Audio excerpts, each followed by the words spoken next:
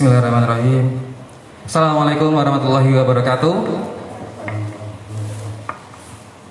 Selamat datang dan selamat bergabung di live streaming Instagram dan Facebook dari Rumah Sakit Karanggede Sisma Medika. Rumah Sakit Karanggede Sisma Medika melayani dengan peduli. Baik, selamat siang Bapak Ibu teman-teman semua. Bagaimana kabarnya? Semoga senantiasa sehat dan tetap semangat ya. Perkenalkan, saya Dr. Dharma, dokter umum di Rumah Sakit Karanggede Sisma Medika, yang beberapa saat ke depan nanti akan membersamai Bapak Ibu teman-teman semua. Di siang hari ini, siang yang santai ini, siang sangat indah ini, kita akan ngobrol santai, ngobrol sersan, serius tapi santai, dan juga pasti bermanfaat. Nah, saya sangat bersemangat pada siang hari ini karena di sebelah saya sudah hadir seseorang yang sangat penting. Jadi beliau ini dicari oleh banyak orang ya. Maksudnya pastinya banyak gitu ya. Siapa beliau? Beliau adalah Dr. Sigit Widiatmoko, spesialis penyakit dalam. Saya salam beliau dulu. Assalamualaikum dok. Selamat siang dokter. Selamat siang. Bagaimana kabarnya dokter? Alhamdulillah sehat. Alhamdulillah. Semoga senantiasa sehat dan selalu semangat. Alhamdulillah. Langsung saja tanpa berlama-lama. Jadi di siang hari ini kita akan membahas topik yang sangat menarik. Ya, menarik kenapa? Karena sangat relevan atau sesuai dengan kondisi yang kita alami di Indonesia pada beberapa bulan belakangan ini. Ya. Jadi topik yang kita angkat pada siang hari ini adalah tidak perlu takut ke rumah sakit. Baik sebelumnya, tapi perkenal maka tak sayang, akan saya sampaikan sedikit informasi tentang Dr. Sigit. Jadi beliau kelahiran dari Gunung Kidul ya dok, 29 Mei 1971, kemudian pendidikan terakhir di spesialis penyakit dalam Fakultas Kedokteran UGM. Beliau beralamat domisili di daerah Kacangan, Andung, Boyolali. Beliau sendiri, Dr. Sigit, praktek di Rumah Sakit Karanggede Sisma Medika pada hari Senin sampai dengan hari Jumat, mulai pukul 4 sore sampai dengan selesai. Jadi setelah ini kalau ada Bapak Ibu teman-teman semua yang ingin konsultasi dengan beliau, silakan dicatat waktunya, mulai hari Senin sampai dengan hari Jumat, pukul 4 sore sampai dengan selesai. Oke, kembali ke topik. Oh iya, nanti akan ada sesi tanya jawab. Jadi sebelum kita membahas topiknya, bagi Bapak Ibu teman-teman semua yang nanti ingin bertanya, silakan disampaikan di kolom komentar. Ya, ketika jalan materi pun bisa disampaikan di kolom komentar. Karena nantinya bagi para penanya beruntung akan mendapatkan giveaway yang menarik. Ya, apa itu ya? Siapa tahu handphone gitu ya. Siapa tahu mobil, motor, mungkin cicilannya dok, bukan motornya ya. Ya gitu ya. Jadi pantengin terus sampai dengan akhir nanti gitu ya. Langsung saja. Jadi kita ke topiknya langsung. Jadi Dr. Sigit, ini kita di Indonesia sendiri sudah kurang lebih hampir 6 bulan ya dok, menghadapi pandemi COVID-19 gitu ya. Jadi kalau dengan Dr. Sigit tadi kita tidak kenal maka tak sayang, tapi dengan COVID-19 kita tidak ingin sayang dengan COVID-19. Tapi kita perlu waspada, maka tak kenal maka tak waspada, itu ya. Mungkin bisa disampaikan sedikit dok tentang COVID-19 dok, ya, kepada para Bapak Ibu teman-teman semua yang menonton agar tidak termakan oleh informasi yang salah, gitu dok. Monggo dok, silakan dok. Ya, terima kasih. Assalamualaikum warahmatullahi wabarakatuh. Waalaikumsalam. Alhamdulillah pada siang hari ini saya bisa menemani Dokter Dharma jadi untuk mengisi acara di Rumah Sakit Sisma Medika Karanggede. Jadi saya diberi tugas untuk memberikan sedikit pengetahuan mengenai apa itu penyakit COVID-19 dan jangan sampai kita salah, karena kalau kita salah menerima informasi maka ya jadi nanti seterusnya salah gitu.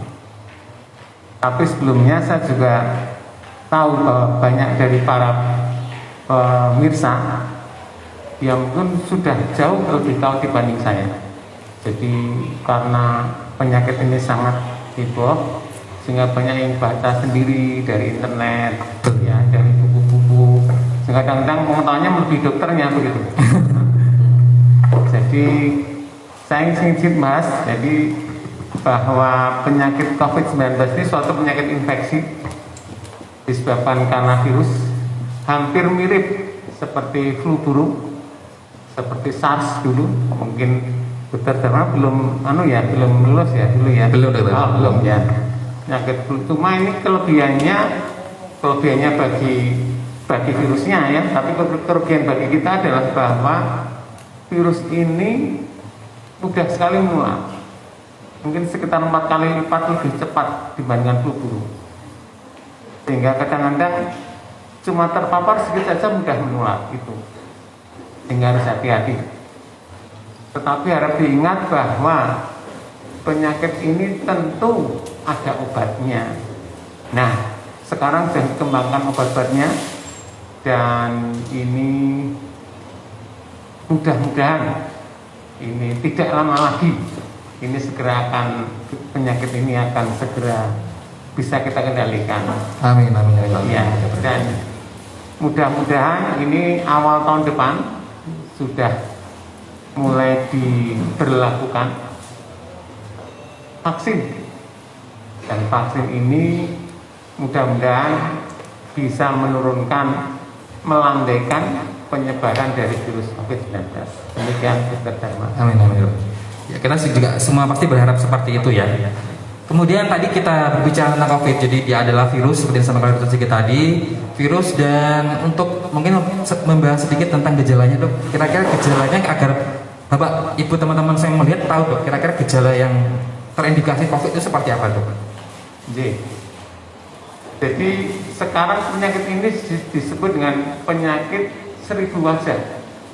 Jadi kenapa 1000 wajah? Karena ternyata gejalanya tidak hanya batuk pilek panas, tapi kadang-kadang juga tiba-tiba pingsan atau tiba-tiba ada luka di kulit, di kaki yang nggak sembuh-sembuh, atau ada tiba-tiba kena serangan jantung. Jadi ini penyakit dan 1000 wajah.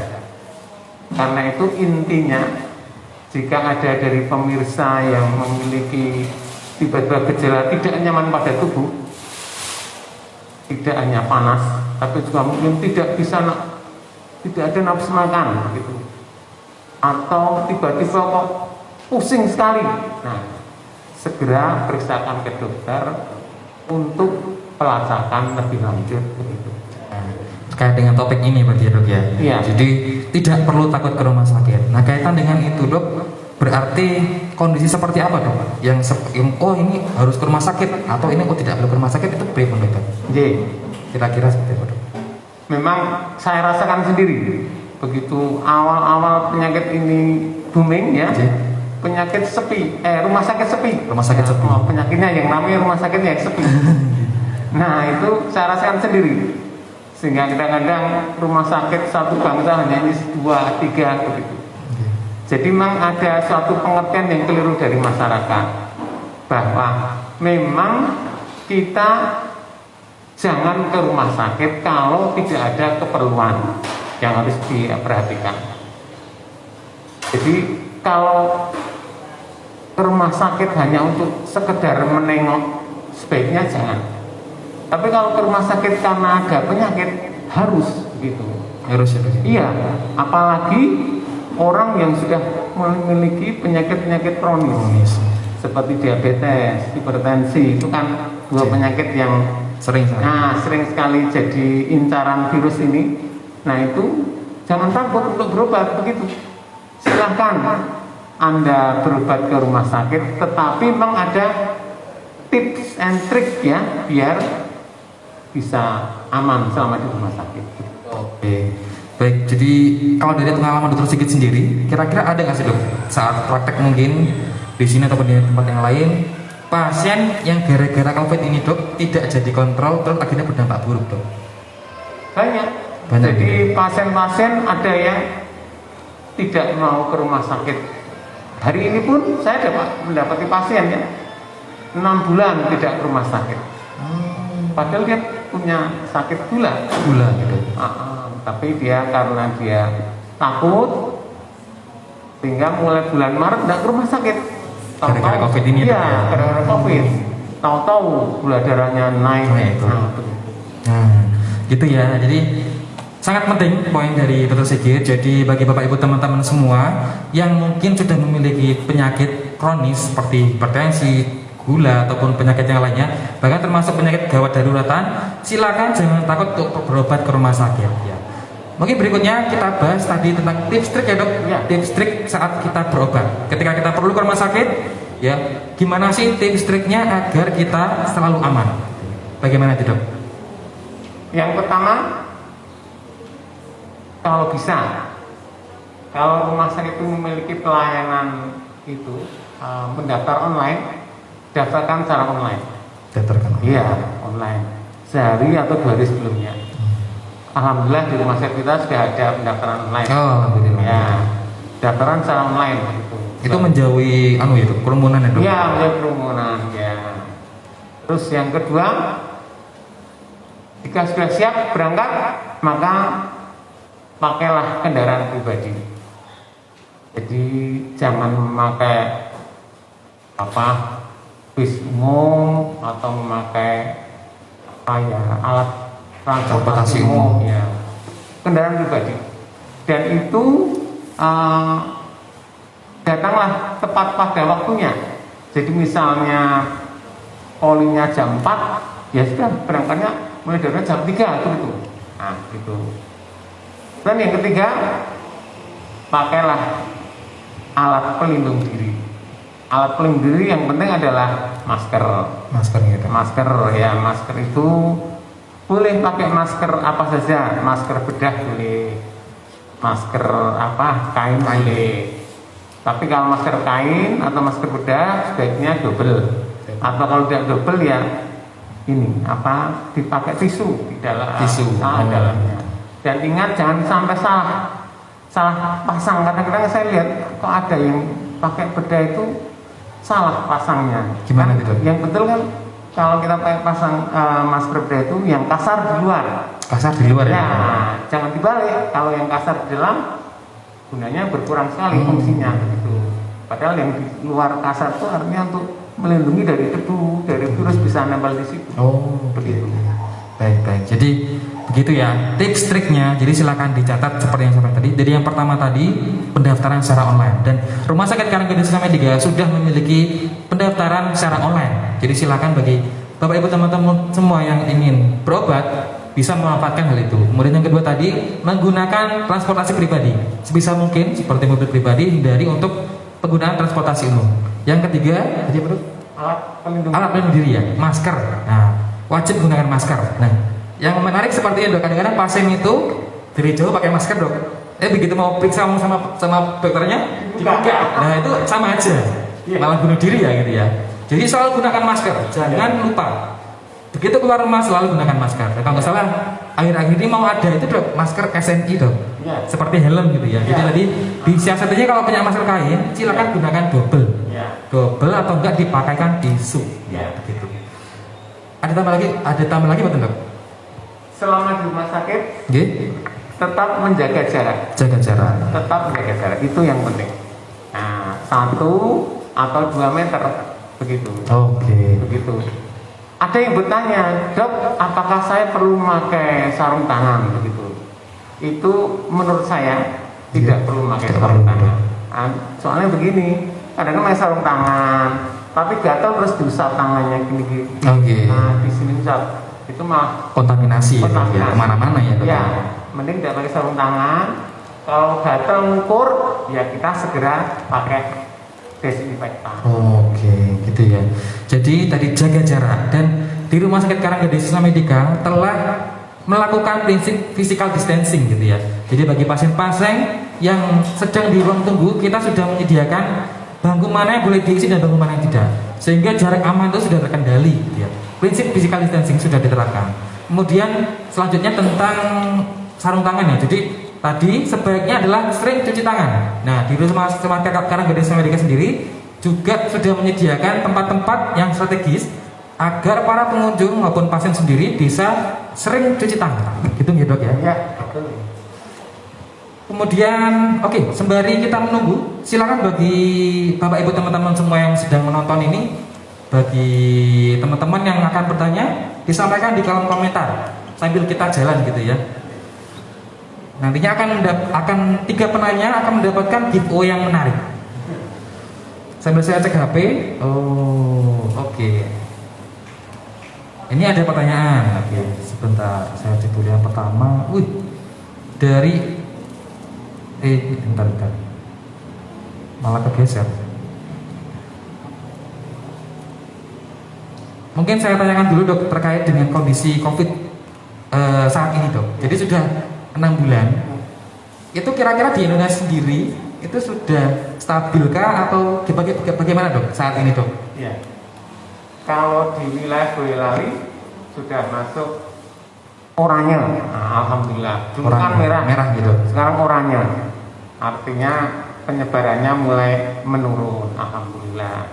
Kalau di Indonesia itu masih setiap hari sekitar 3.000 pasien baru. Tetapi alhamdulillah pasien baru 3.000 ini sekarang sudah diimbangi dengan lebih banyak yang sembuh begitu. Alhamdulillah. Jadi di Indonesia sekitar 270.000 sudah diimbangi dengan pasien yang lebih banyak yang sembuh begitu. Alhamdulillah. Itu harus hati-hati. Kita tidak tahu sampai kapan. WHO beberapa waktu lalu mengumumkan bahwa kami tidak bisa memastikan kapan pandemi ini akan berakhir. Mungkin akan berlangsung selama beberapa tahun, bilang begitu dari dia. Wah, semoga tidak ya. Tidak. Ya. Yang penting kita tadi sudah mendapatkan tips trik tadi ya dok. Ya. Itu harus dilakukan dimanapun ya dok. Iya. Oke. Ya, ini ada pertanyaan dari siapa? Manduliri. Ya. Pertanyaannya dok, pemeriksaan rapid apakah efektif ataukah tidak dok? Itu bagaimana dok? Ya, ini memang jadi Sering ya dok? perbincangan banyak orang gitu. Apakah rapid ini efektif atau tidak? Gitu. Intinya rapid itu kan fungsinya untuk mendeteksi adakah antibodi yang timbul pada seseorang yang disebabkan karena virus corona yang masuk gitu. Nah, perlu kita ketahui bahwa antibodi anti COVID ini itu bisa muncul meskipun kita tidak terinfeksi virus corona. Virus influenza biasa bisa. Jadi karena itu pemeriksaan rapid test ini hanya sebagai screening kalau dalam populasi banyak kira-kira ada indikasi yang mengarah ke situ. Tapi ini juga sekarang mulai dikurangi pelan-pelan karena kita lebih mengutamakan pemeriksaan swab test. Swab testnya dok. Jadi kalau ditanya efektif tidak, menurut saya dari segi medis kurang efektif. Ya. Yang lebih efektif yang swab tadi ya dok. Iya. Tapi untuk rapid mungkin untuk daerah tempat-tempat yang mungkin tidak ada swab itu rapid bisa menjadi pilihan untuk screening awal ya dok ya. Awal. Oke. Baik begitu. Kemudian sambil menunggu pertanyaan lagi, silakan disampaikan. Oke, pertanyaan kedua dari Fajri Puha. Ini sepertinya kenal ya. Fajri Puha. Assalamualaikum dokter. Ini di masyarakat ada isu tentang COVID. Ini hanya permainan atau gimana menurut dokter? Ya, ini sering juga dok di awal-awal dok. Iya. Bahkan ini judi, ini rumah sakit mencari keuntungan. Seperti itu dok. Betul. Itu gimana dok? Ini mungkin penganut teori konspirasi. Konspirasi dok. Konspirasi nggak bisa biarin. Gimana dokter itu? Jadi ini Mbak Fajri penganut. Oh iya. Baca-baca Google gitu dok ya. Iya. Bahwa ini hanya permainan saja, biar rumah sakit untung. Iya. Jadi memang kita tidak bisa menyalahkan kalau ada orang yang punya anggapan seperti itu. Bahkan sampai orang luar negeri yang sekelas Presiden Amerika Serikat itu aja sampai keluar dari WHO karena menganggap ini WHO salah urus dan seterusnya. Itu kita tidak menyalahkan. Dan baru berita kemarin ya, kita melihat di London ada demo ribuan orang menyatakan bahwa kami tidak mau ada pembatasan sosial, pembatasan fisik, bahwa COVID ini hanya seperti tadi konspirasi ya. Konspirasi, permainan. Ini adalah anggapan seperti ini tersebar di seluruh dunia, tidak hanya dari Indonesia saja. Kita maklum, tapi harap diingat bahwa jika sekiranya masih ada yang beranggapan bahwa penyakit ini hanya konspirasi, nah mungkin kapan-kapan ya perlu kita undang ya biar tahu pasiennya ya. Iya kali ya dok ya. Kita undang Biar tahu ya. menyaksikan orang yang sedang Ngap-ngap ya dok ya. dan sesek itu ya, betapa sakitnya, betapa seseknya orang yang terkena penyakit ini. Mudah-mudahan siapapun dia, penganut teori konspirasi atau tidak, tetapi saya ingatkan bahwa semua tetap menjunjung protokol kesehatan Untuk keamanan bersama ya dok. keamanan bersama. Ya tapi sepertinya data-data di Indonesia maupun data-data di negara luar tentang jumlah kematian itu tidak berbohong ya dok ya. Iya, Tidak berbohong, berarti ya masa COVID itu permainan gitu dok ya. Nah, saya kira yo tidak lah. Mungkin yang pengen tahu COVID ya silahkan mampir di kuburan dok ya. Oke, selanjutnya kita tunggu lagi untuk pertanyaan-pertanyaan lainnya. Kita melihat di sini apakah ada lagi? Ya, ini dia. Pertanyaan ketiga nih dok dari Ed Dian Ratri. Wah ini juga kenal juga kayaknya. Oke. bagus ya. Iya dok. Pertanyaan adalah tips untuk tenaga kesehatan di rumah sakit supaya tidak tertular. Berarti dia tenaga kesehatan sebenarnya dok ya. Iya. Jadi melihat mungkin miris juga ya dok. Ya. Banyak sekali dokter spesialis, dokter umum juga yang meninggal karena Ya. COVID itu. Ya, Itu ya. bagaimana dok? Kita memang harus prihatin dan kita semua sama-sama berdoa supaya kita semua tenaga kesehatan, dokter, para medis, ya, siapapun yang terlibat dalam kegiatan penanggulangan penyakit ini bisa selamat semua. Tetapi memang harus diingat bahwa semua harus menjaga diri, tidak boleh terlalu capek, harus memakai alat pelindung diri yang lengkap, dan harus hati-hati bahwa kadang-kadang ini menular lewat hal-hal yang tidak kita sadari. Misal kita di rumah sakit memakai alat pelindung diri, kita keluar rumah sakit makan bersama, otomatis kalau makan bersama itu ini dicopot, maskernya dicopot. Nah, kadang-kadang penularannya masker itu. Atau di rumah sakit kita memakai APD lengkap, komplit, tetapi di suatu acara, yo selfie, dicopot maskernya, difoto. Nah, seperti itu ya, dan kami mengingatkan pada semuanya, termasuk saya sendiri, hati-hati bahwa kita juga menanggung keselamatan keluarga kita. Betul. Jadi hati-hati semuanya.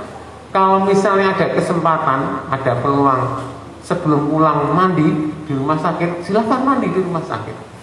Tapi kalau nggak ada kesempatan itu, siapapun yang berada di rumah sakit, sebelum masuk rumah, sebelum ketemu anaknya, ketemu istrinya, sebelum mungkin disalami, sebaiknya mandi dulu, mandi keramas, keramas itu. Setelah itu baru bertemu keluarganya. Oke, baik. Itu ya yang menarik dari Dokter Sigit, mengingatkan kepada para tenaga kesehatan, dokter, perawat ataupun yang lainnya.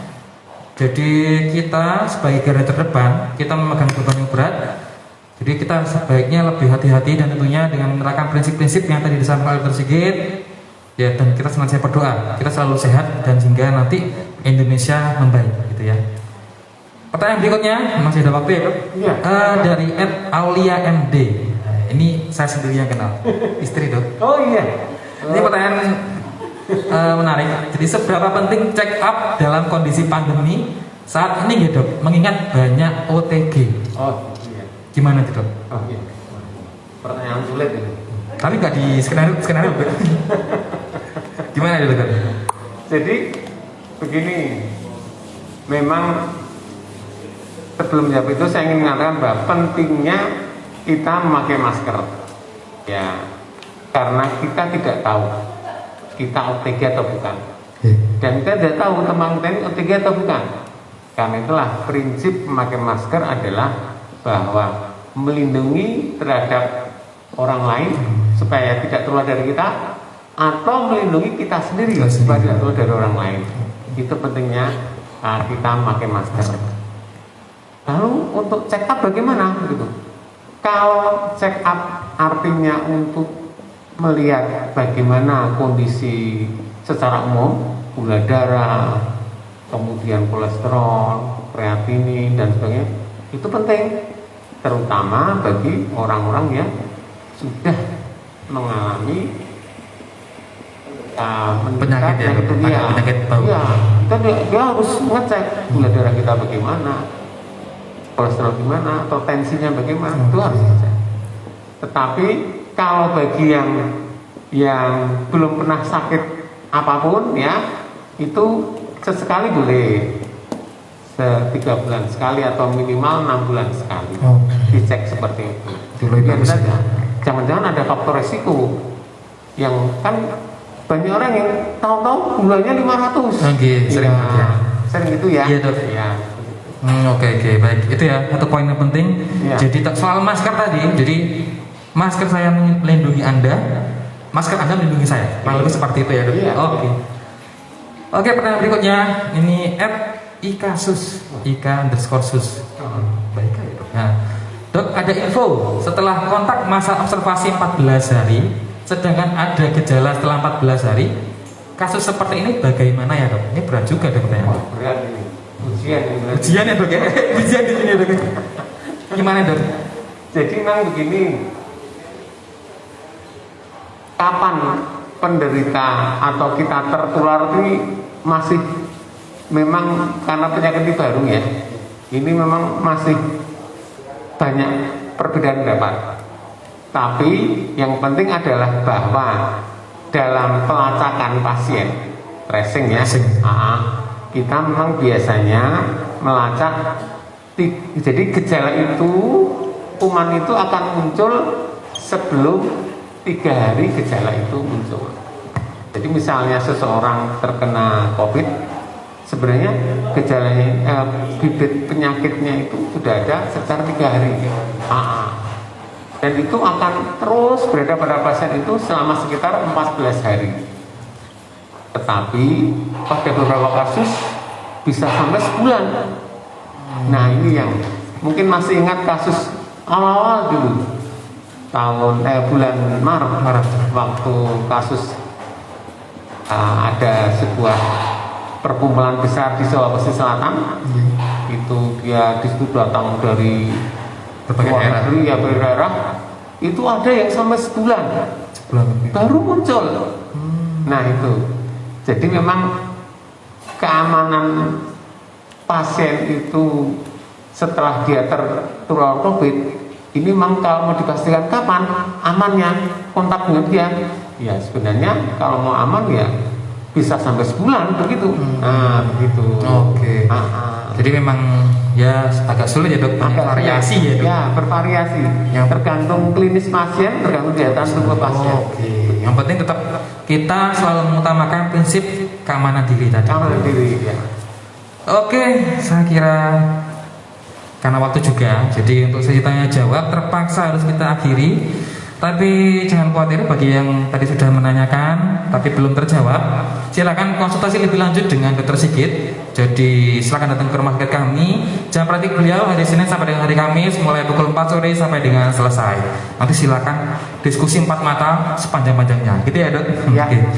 Oke, kemudian selanjutnya akan saya sampaikan ini tentang layanan unggulan dari rumah sakit kami. Yang pertama, di rumah sakit kami sudah memiliki pelayanan ortopedi, jadi permasalahan pertulangan. Jadi bagi bapak ibu teman-teman semua yang memiliki masalah patah tulang, bukan patah hati ya, jadi patah tulang dan permasalahan lainnya, silakan jangan ragu untuk datang ke rumah sakit kami karena pelayanan di sini cepat dan juga tepat. Yang kedua adalah pelayanan endoskopi, ini yang dioperasi sendiri oleh Dr. Sigit. Jadi endoskopi biasanya untuk pasien-pasien yang mengalami permasalahan pencernaan sudah kronis ya, Dok ya.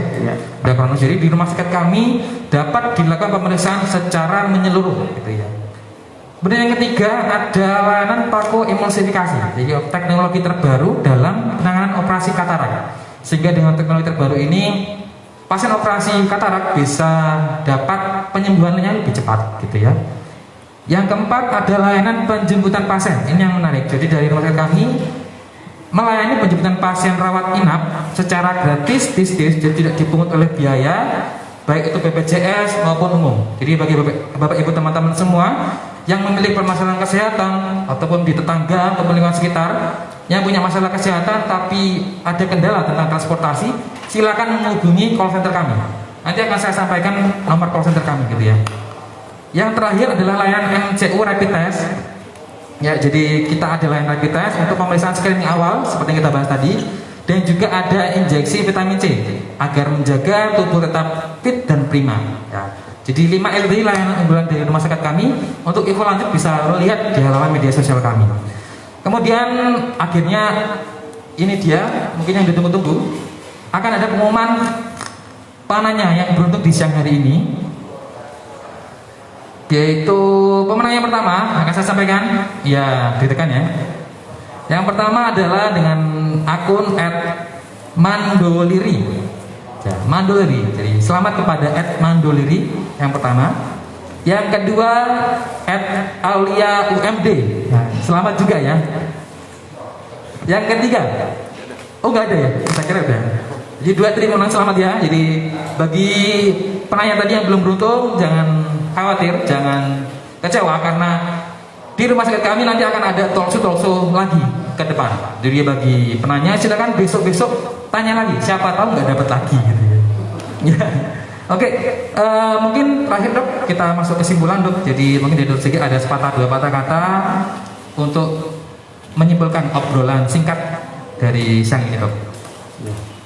Mari kita sama-sama berusaha menjaga diri dan sama-sama mempertahankan kesehatan kita supaya kita bisa terhindar dari penyakit ini. Demikian.